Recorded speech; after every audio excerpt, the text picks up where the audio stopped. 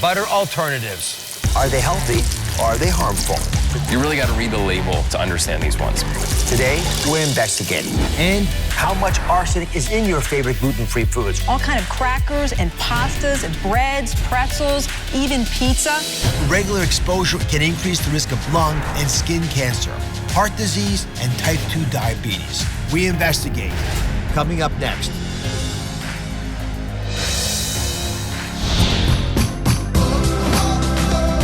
Are you ready to save some lives today?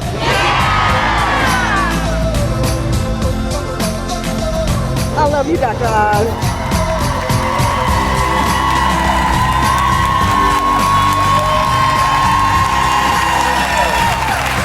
You're gonna love this show. Listen. Oh, the sizzle of butter hitting a hot pan. Ooh, it just sounds so good. It smells so good. And as we all know, it really tastes good. That's why when you're looking for a lower calorie alternative, the bar is pretty high, isn't it? But there are so many butter alternatives on the market today, and many of us use them. But even if the substitutes can trick your taste buds, are they healthy or are they harmful? Today, we're investigating. Let's say hello to our toasty tasters. These ladies have been using butter alternatives for years. In fact, it's such a staple in their home, they haven't actually had real butter, I'm told, in years. So Rachel, why do you use these products? I prefer to live a healthier lifestyle, and I just felt like that was a healthier choice. And what kinds of products do you enjoy using, Sierra? I like the spray kind and the tub containers, but I like the spray just because it's easier. I can spray here and spray there. It's clean for you, dancing around. Yeah, I dance in my kitchen. How long has it been since you've had a real butter? I haven't had real butter in years, to the point where I actually forgot what real butter tastes like. Oh. At least 2 years like now, that. I would say. How many of you have given up butter, much as possible? There's a fair number of folks out there. All right, the toasty tasters are here. That's what we're gonna call you toasty tasters, because you have a piece of toast in front of you. Okay. Right? On those pieces of toast, there are different kinds of butters. There's an alternative butter, frankly, on them. So you're gonna have to pick out which one you like the most in a second. But before you make a unanimous decision about which one you all choose and recommend to America, I want you to understand and learn more about all these butter alternatives. You're okay with this? Yes. All right, but you can taste and dabble and daven and talk in the meantime. We'll check with you in a second. Because Dan Souza is here. He's the editor-in-chief of Cooks Illustrated at America's Test Kitchen. He's here to break down the overwhelming number of butter alternatives you can find at the grocery store. And the first group are the spreadable butters.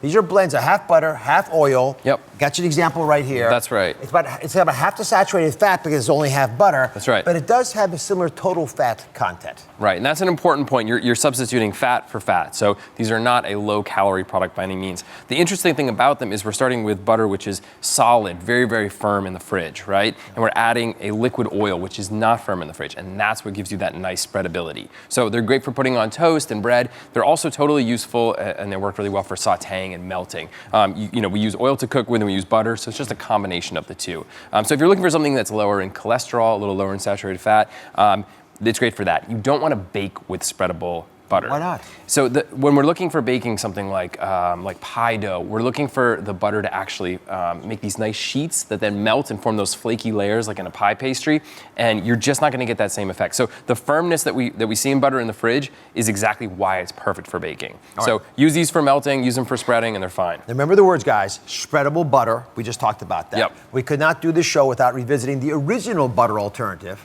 Whatever happened to margarine? Margarine received bad press for being made with artificial ingredients and artery-clogging trans fats, but it has been trying to make a comeback in the last 10 years. Trans fats have sometimes still been spotted with margarine, but as of this June 2018, the FDA will make it illegal to add trans fats to products, and margarine will have its reputation back. In the meantime, here's how you can tell if your margarine or butter alternative is trans fat free. Check the label. Even if it says 0 trans fats, it can legally still contain up to 0.5 grams of trans fats. So, look for the words partially hydrogenated on the ingredient list. Also know that palm, soybean, and vegetable oil all mean that there may be trans fats in the product. Fabulous. All right. The USDA specifies that margarine must contain at least 80% fat, as opposed to our next group of butter alternatives, which can contain less than 80% fat. And they're called buttery spreads. That's right. Buttery spreads. Buttery spreads. So this is a huge category, and it can really be, any mix of different oils. So you see a lot of times canola oil, you see palm oil, palm kernel oil, olive oil, even yogurt. And so these are a lot of times less than 80% fat. And it's really a tough thing to figure out and say, buttery spreads work in this way or that way, because you can have such a mix of these. And even if they say something like olive oil on there, that's usually part of a blend. So you'd want to look on the back and see it's olive oil, canola oil, vegetable oil, and it's a totally big mix that way. What I really appreciate is the mouthfeel. They get that creamy mouthfeel by thickening and emulsifying the oils, and they get the right texture, just the right way to get your mouth to think it's actually butter. But this whole process of emulsifying, which mayonnaise does and all, explain that to everybody. So emulsifying, some of our favorite creamy things, we're talking about mayonnaise, cream, butter, milk, they're all emulsions. And it really basically means that we have a liquid and an oil that don't want to mix, and we force them together. So we force the oil into these tiny little droplets that are suspended in the liquid. And by doing that, instead of having, oil and vinegar separated in a bottle and it's greasy and acidic, they blend together into something that's really creamy. Right, but so far these are all potentially healthy, actually. They're all depending on your definition of health, absolutely. Like you can find basically a butter solution for you. All right, now what about the boosted buttery spreads? Now this is actually being sort of cool. I'm seeing a lot of these. Yes.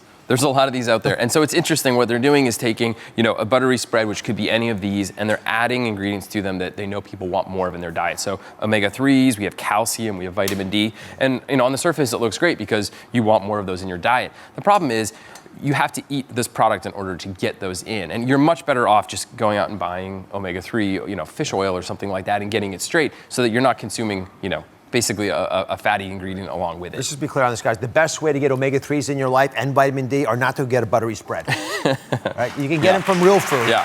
If you're going to have a buttery spread, you're going to add it to compete with the other guy. Sure. All right. And find the newest kids on the block. These are the trendy ones, these superstars. And you've started to see them. They are oils with coconut oil and avocado oil mixed into them. These are blended with other oils, and they contain just a small amount of these. So the majority of it is not actually the avocado or the coconut, but they become part of the process. That's right. And if you have something like coconut, which is a very distinct flavor, a lot of times those will taste like coconut, which is either a good or bad thing depending on what you're cooking. Avocado oil is a little bit more mild, so you might not taste it. But again, they're totally blends, so you want to look at the other things and figure out if that mix of oils is really what you want. But you can cook with this just as well as anything else. Yes, normally, yep. All right, there's an ingredient that you want to surprise us with. You say this actually mimics butter's taste perfectly. Yeah, so it's an organic compound called diacetyl. And it's really interesting, if you go to the movie theater and you get popcorn and it tastes super buttery, it's because they add it to it. Same thing with the bagged microwave popcorn that you get. And so it's naturally produced by butter as they culture it, and they have that compound and they add it to a lot of these buttery spreads. So it's the same flavor as butter. So you can actually look on ingredient labels and see it sometimes. Otherwise, it's kind of cloaked under natural flavor, but that's how you get, so that emulsification process we talked about plus the diacetyl gives you something that can mimic butter pretty closely. So if I'm understanding correctly, that's not synthetic because it came from butter. That's right. It is truly natural. It's a natural organic compound. Yep. Okay, you ready for the test, everybody? Chef Shan, thank you. Yep. I have the answer key right in front of me. Before I reveal the winner of the taste test, I've got to admit something to my toasty tasters. One of those breads was spread with real butter. You have to decide which of the butter alternatives could win the healthy hearts of America. Have the judges discussed it among themselves. Yes. Thoughts? You want to quickly run through? You like number 2, I guess. Yes, definitely number 2. Okay. Racial thoughts? I like number 2. I like number 1 a lot, but I think I like number 2 the best. Sierra? I like it. It's very thick, but it's like creamy. Number 2 also? Yeah, I like it. You don't have to vote. Look at this. I honestly, it has I like flavor, and it had a lot of flavor to it, and it tasted like there was like some olive oil in it too, and it mixed well, and I was a little hungry, I'm sorry. Well, I'll tell you. Number 5 was the real butter. Oh. I guess you didn't miss it very much. Number 2 was the olive oil buttery spread. Oh, see, I was right. I knew that they had an olive oil taste. And it is a very popular one. So when you go to the grocery store, everybody, look for the winner, the olive oil on the ingredient list. You can maybe they'll share their opinions. Up next, the latest and greatest cooking sprays and how to compare the oils in your kitchen. News you can use. The drowning death of Hollywood icon Natalie Wood. a tragic accident, or the perfect cover-up for murder? Natalie Wood's sister reveals a new twist in her exclusive interview. He had to have pushed her, knocked her around, but she ended up in the water. And a buyer beware alert about essential oils. Are they real or the latest health scam? But our lab test found out it's going to shock you. All new Oz. That's coming up tomorrow.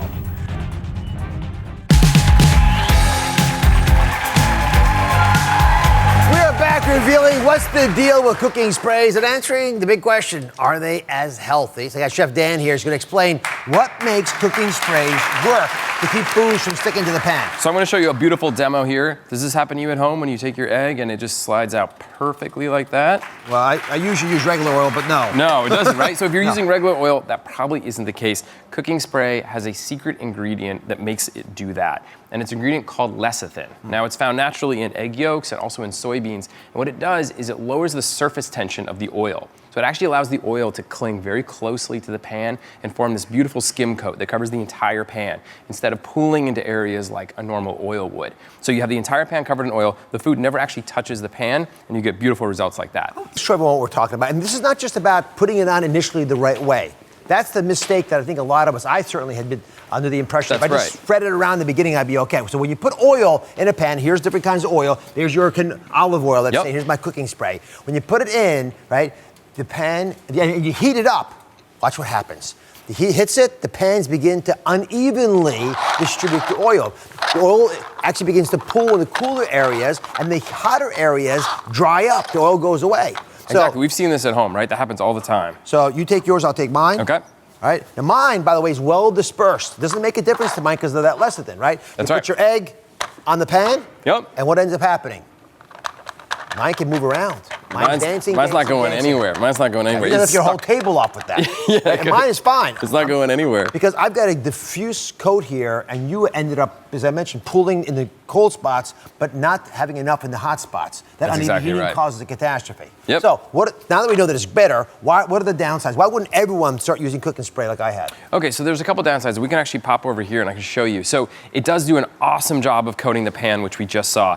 It does have some other ingredients in it. So it has that lecithin in there. It has some anti-foaming agents. And what happens when you heat those up is you've probably seen this in your kitchen. It starts to turn brown, right? So it's a trade-off. You get really great non-stick coating, especially for baking. It's awesome for that. But for high heat, you're better off with something like this. All right, let's go to the difference between the regular spraying oils that are out there, and now I'm seeing olive oil spraying oils. And again, I'm just sensitive to this because it sounds healthier. Yep. But is it? So here's the thing, is like the stuff that you're getting here is all highly refined oil. So you're stripping away all that flavor. This is not the same thing as pouring your really nice California olive oil over something. So for our money, stick with regular canola oil. It's gonna do a great job. All right. Since we're talking about spraying this stuff, a lot of these are 0 calories, 0 grams of fat. I see it all the time. I'm incredulous. Are they really? Isn't that interesting how they can do that? So there's actually a rule where you can. How are you? Hi. I'm going to bring Zenobia in here because she actually is going to do a little experiment for us. But go explain first. Okay, so basically if you have a small amount of oil, so if it's 0.5 gram of fat or less, you can actually list it as 0 on a label. And so that's what they end up doing is they say if you use 1/3 of a second spray of this, you're under that threshold, so they can put 0 on the label. I want you're an honest woman. I want you to spray this pan like you're at home about to make eggs or something else fun in the pan. Okay. And are you going to time her? That's yes. We have this on the slow-mo cam. Take it away. Okay, all right. But be honest now. I'm going to catch you. This is what most people do. All right, get a little bit more in the corner in the middle there. Good. That's a good coating. You got it there. Good. All right. That's what you're all doing. And please, I know you're doing that. Yeah. All right. That was 5 seconds, right? That's right. That's a lot longer than 1/3 of a second. In fact, you do the math on that. You spray the oil that long, you're talking about 25, 30 calories added to each dish. Yeah. Which means you've got a couple grams of fat too. Right, so you can't look at it as a completely non-fat solution because it's not, it's oil. It just depends on how much you use. And it's totally accurate that you would end up using more than 1/3 of a second, most likely. We really think that the benefit of it does outweigh the added fat because it does such a good job of preventing things from sticking. You're so honest to actually spray it for as long as I know you really do, and so do all the rest of you out there. I'm gonna give you a little parting gift. This is a little hack that might get you away from that. Okay. This is a new pump oil spray. They hit the market right now, right? A bunch of different companies making them, I think. And so you just spray it like that, And you get to have 5 sprays around the pan like that. Right? And that's 10 calories. Okay. Which I think is an easier, safer way than your indiscriminate spraying of the pan, Zenobia. Thank you very much. All right. Dan, thank you for being here as well. The latest edition of Cooks Illustrated is available now. We'll be right back.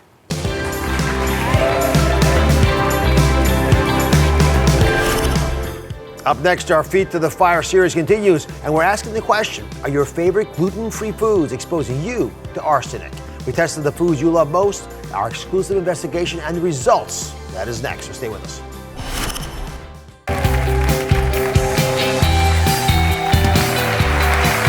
When our show first started investigating arsenic in your diet, we knew it would be controversial, and we took a lot of heat. But we believe then and now that you have the right to know what's in your food. And because of you demanding change, we've actually seen it. The FDA has proposed new rules for both arsenic in apple juice and arsenic in baby rice cereal. But have they done enough? Today we're holding feet to the fire again. And we're asking the question, is your gluten-free obsession exposing you to arsenic? Now, we've tested some of the best-selling brands of gluten-free products, and we have the answers. But first, take a look at how we have been leading the conversation around arsenic in your food. It was the shot heard around the world. How can I be standing here in America talking about arsenic in apple juice? But independent testing confirmed our worst nightmare. 10 of those samples came back with higher limits of arsenic than we are allowing in our drinking water in America. But we didn't stop there. We then reported this. A new bombshell from Consumer Reports. They're saying that arsenic has also been found in another of your most basic foods, rice. We asked Consumer Reports if the government was doing anything about this. Where's the government on rice? So where the government is right now is we don't have any standards for rice and arsenic. Now, with the gluten-free diet exploding, questions are being raised once again about our food supply and arsenic. Gluten-free products are flying off the shelf and have become a $10 billion industry. These products are often made with rice or a rice product. And as we reported, rice can have concerning levels of arsenic. We know in very large amounts, arsenic can kill quickly. But regular exposure in small amounts can increase the risk of bladder, lung, and skin cancer, heart disease, and type 2 diabetes.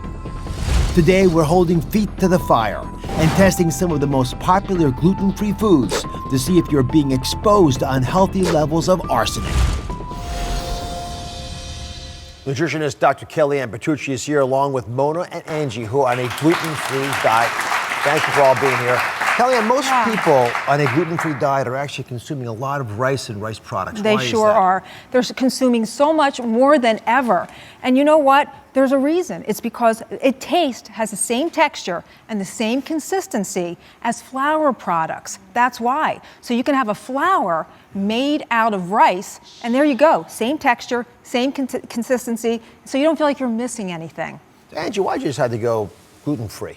I had a lot of brain fog and just concentration issues, also some joint pains, sleepless, restless nights.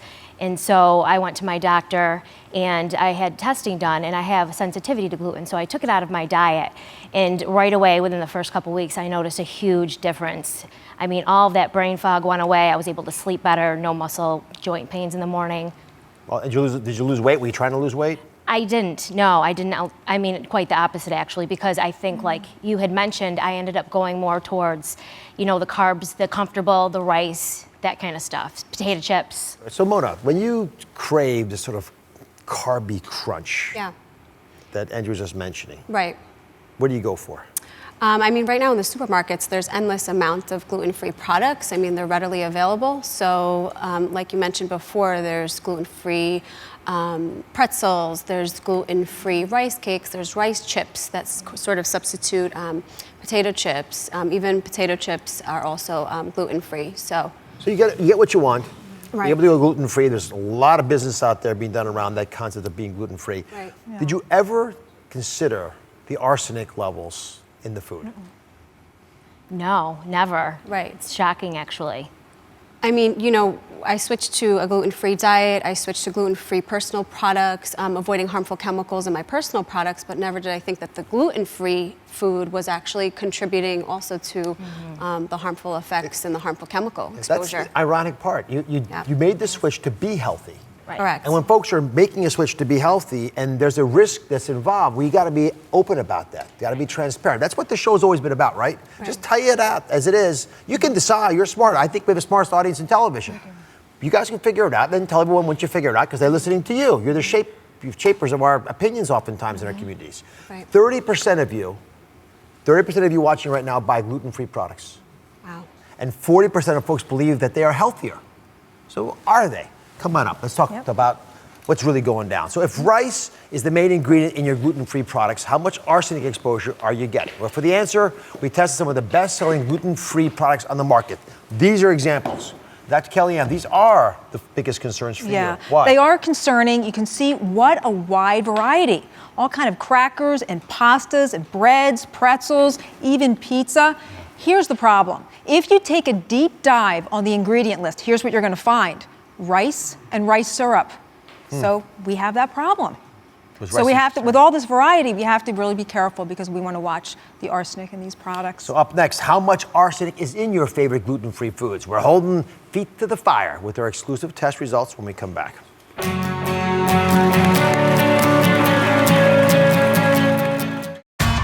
24 hours on the edge. An inside look at the chaotic 24 hours of lives on the brink. In the room with an addict withdrawing from heroin. I'm really uncomfortable. I just want a cigarette. On the scene with a coroner. It is my goal to crack the case. On the street with a private eye, tracking cheating spouses. And going into the mind of a woman with 67 different personalities. Sabrina, Julia, Angel. All next week on The Dr. Oz Show.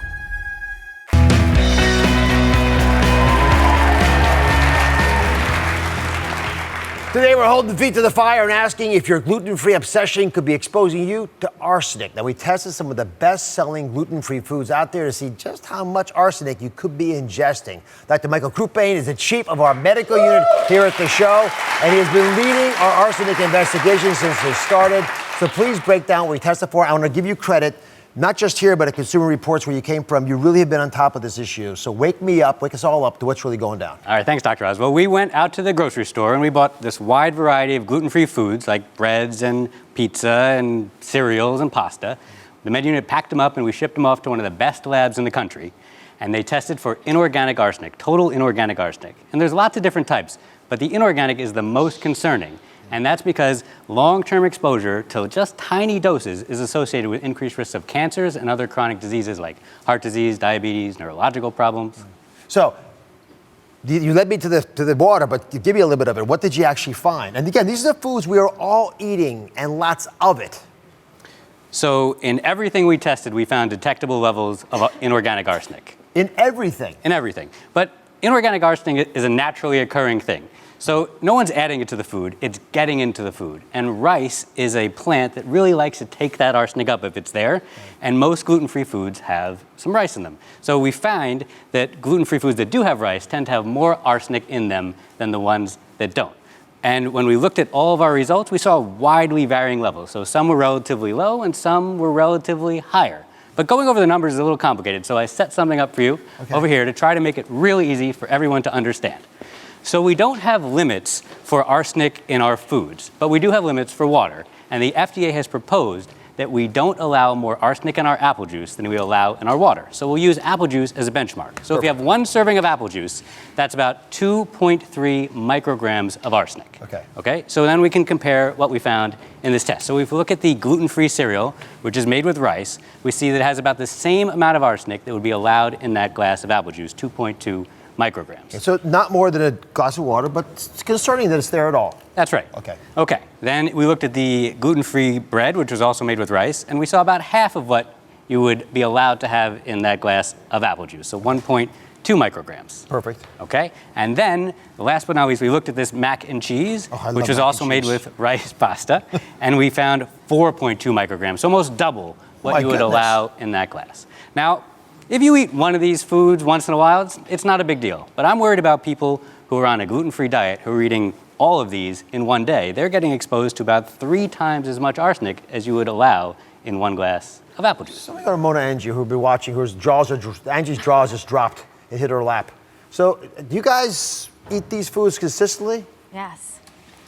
And how many servings would you have of these gluten-free foods in the course of a day? These are just examples.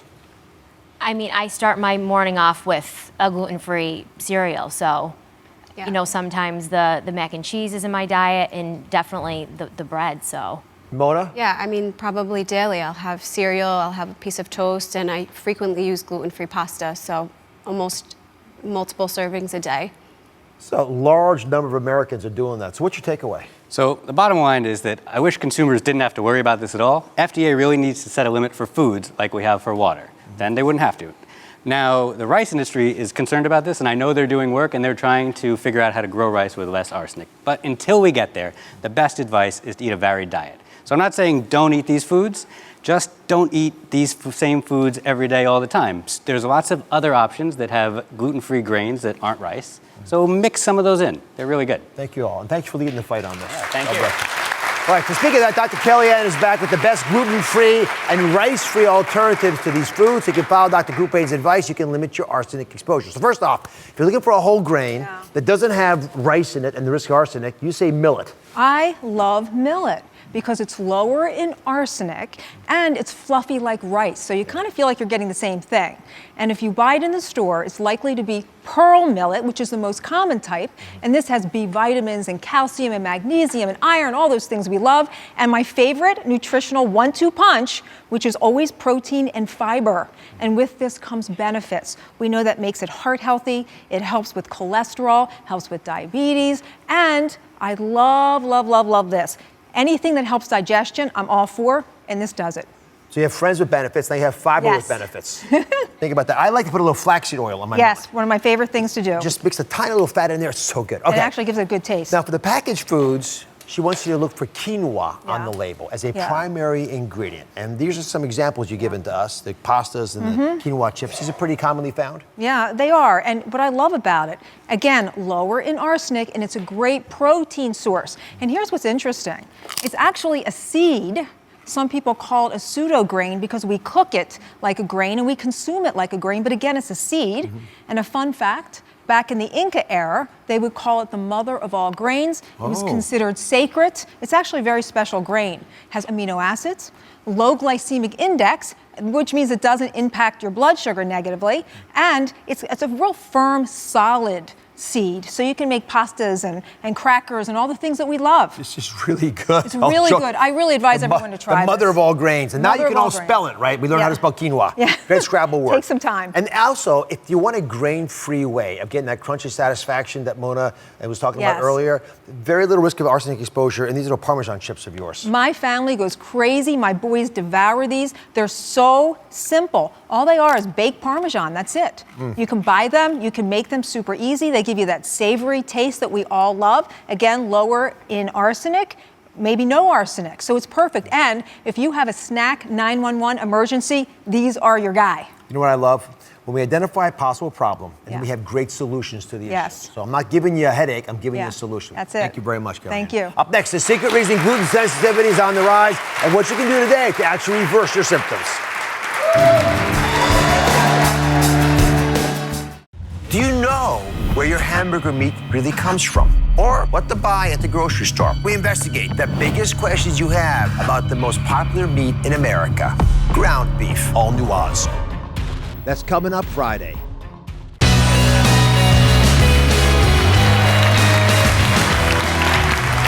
Kourtney Kardashian, Gwyneth Paltrow, Miley Cyrus. Just 3 out of 3 million people who have cut gluten out of their diet. In just 10 years, the number of people saying they are intolerant to gluten has tripled. Today, the secret reason behind the rise of gluten sensitivity and a simple 3-step plan you can start today to get gluten back into your diet. Dr. Susan Blum used to be gluten sensitive and she ate gluten-free, but she's found a way to eat it in moderation. She's helped her patients do the same thing to go back to gluten, and you say you can help our viewers as well. Absolutely. So this issue about gluten intolerance, when it triples, I start to think, well, not everyone's really gluten intolerant. So how real is this? Or is it just folks jumping on the bandwagon? This is a real thing. Now, other than autoimmunity and celiac disease, for the majority of people with gluten sensitivity, the issue is the modern American diet. We are eating enormous amounts of wheat every day and gluten. People have toast for breakfast, they have sandwiches for lunch, they have muffins during the day, and they have rolls and pasta every night for dinner. And so this is an enormous exposure. We were never meant to have this much exposure to gluten. And so the question is, or I'm here to tell you the good news, that there is something that we can do about this. So give us an idea. If you eat less gluten, as an example, if you don't eat gluten at all, the symptoms go away, can you start eating again? Well, here's the thing. Removing gluten from your diet is step one. That's the first thing. But the next step is that you must heal your gut. So you eat gluten now? I do, but yeah. Buttery. I follow the 90% rule. I don't eat it all every day, but I do eat it a day or two a week. All right, so share with us the 3-step plan to heal your gut so you can actually return once in a while to having gluten. Yes. Now all your friends are having a good time. Yes, so healing your gut it requires a few steps. The first step is you have to remove the harmful microbes.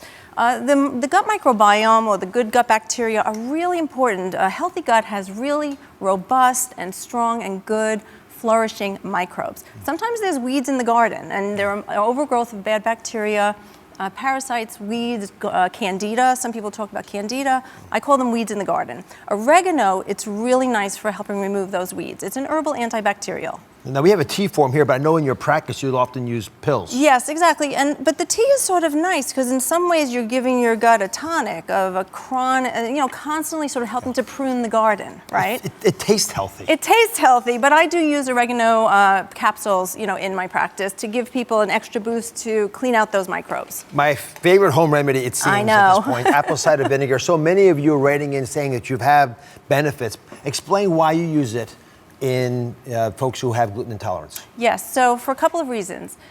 Gluten is a really difficult to digest protein, so we want to help digest the gluten as best as we can and digest food as best as we can.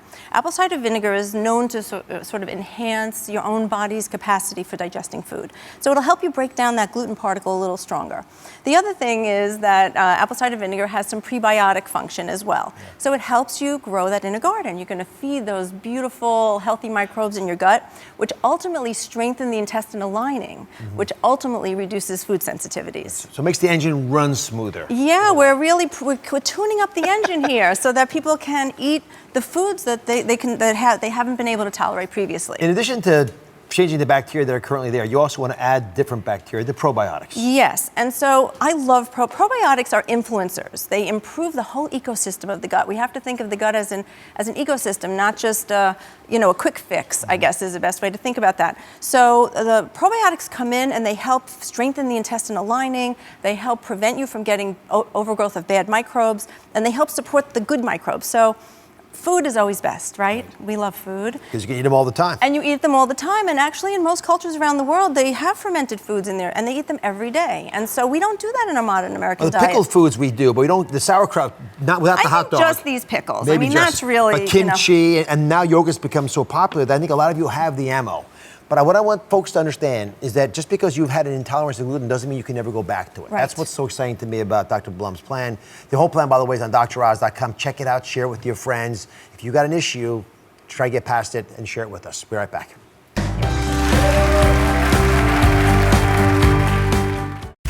The drowning death of Hollywood icon Natalie Wood. A tragic accident or the perfect cover-up for murder. Natalie Wood's sister reveals a new twist in her exclusive interview. He had to have pushed her, knocked her around, but she ended up in the water. And a buyer beware alert about essential oils. Are they real or the latest health scam? But our lab test found out it's going to shock you. All new Oz. That's coming up tomorrow.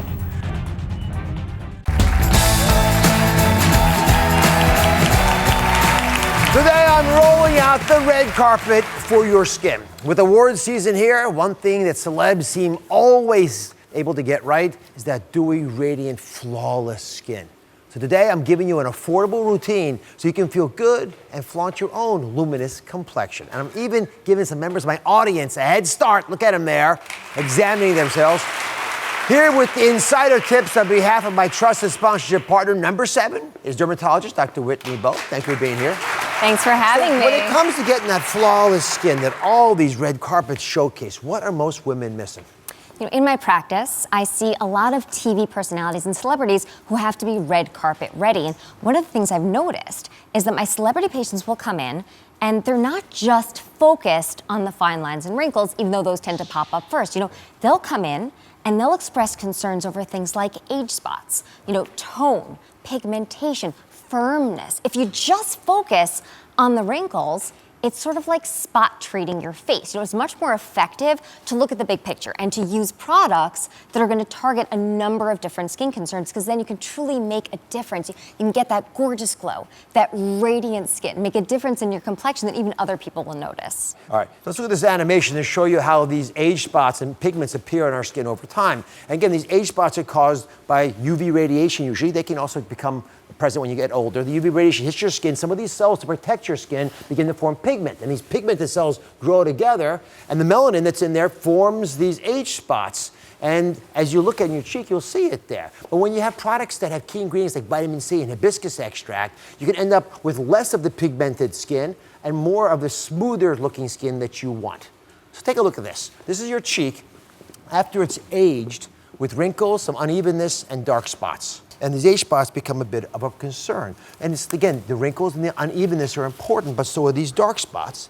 So when you apply ingredients like vitamin C and Indian gooseberry, which has been shown to even out skin tone, you see the cheek starts to look better. Some of that pigmentation starts to fall away. Then a little vitamin A can help the skin cells turn over faster to smooth out those wrinkles, and you have a significant improvement. Hope you can all appreciate that. So what's one of the best ways to solve these common skin complaints? Well, a great thing you can do is to add a serum to your routine. And you know, one of my favorite products that I recommend is number 7's Lift and Illuminate Triple Action Serum, because it has 3 clinically proven results. You know, in their extensive clinical testing, number 7 found that 89% showed a visible reduction in the appearance of wrinkles, 92% showed improvement in skin firmness, and 77% had improvement in skin tone. And the serum was actually recently recognized by Allure magazine as the best line smoothing facial serum. All right, so we asked 2 of our viewers to test it out for the past several days. Scotty has actually been videotaping herself. So I'm gonna show some footage of you doing this as you described to us what you started doing with the product. Every day I'd start applying the serum on my neck and on my face, and delicate, like this area here, very delicately touching that, and my forehead, my lines. At my age, I'm starting to get lines and wrinkles. So I didn't use it, like a lot of it, just a little, and it went a long way. Right. It felt really good. But, and so you're seeing changes in your skin since you started using the product? Yeah, it's only been a few days, and I've already noticed that in my eye area, it feels like it's tightening, and my skin is brighter. My skin feels a lot brighter. And Kendi, what do you like about the product? Well, I'm a licensed cosmetologist and a makeup artist. So you know the space. I definitely do. And I have tried multiple products over the years. And the biggest thing that I like the most, I think we've been using it maybe 4 or 5 days, something like that. Just how quickly it works, you know? Yeah, once I turned 30, I had children, I get blemishes and breakouts. My clients get them. And so to be able to have something that A, works quickly, and then my makeup is going on so much smoother. I'm using less makeup. It's just, I get the flawless skin that I had back in my 20s. Dr. Bowe, are these typical results for even just a few days? When you find the right product, you can actually start to see meaningful change in the skin in just a few days. But we actually have an example of what you can expect if you stick to that product for a couple of months. You know, if you really look at that before and after, you can appreciate the improvement in the tone and the pigmentation of the skin. So when should you use it in order to get those results? They're remarkable. When it comes to skincare, it's all about establishing a routine, right? You really want to get into that routine. So when it comes to, you know, the serum, what I like to do is I like to put this serum on first, and then I actually follow it with the number 7 Lift and Illuminate Triple Action Day Cream with SPF 30, because then you're getting your daily dose of sunscreen, right? And actually women see better age-defying results when they combine those 2 products together as part of their routine. And where do you find it? What does it cost? Give us the details. Well, this serum you can get at Target or Target.com for just under $35. It's pretty good. Wow. It worked on the age spots too. Yes. Excellent for age Yeah, spots. it is. All right, thanks to our partner, number 7. My entire audience will look just like you because they're all going home with number 7 Lift and Illuminate Triple Action Serum. We'll be right back. Do you know where your hamburger meat really comes from? We investigate the most popular meat in America, ground beef. Plus, There's a cell phone tower in our front yard. they're smaller and they're also controversial. Do they come with health risks you're not being told about, like cancer? All new Oz. That's coming up Friday.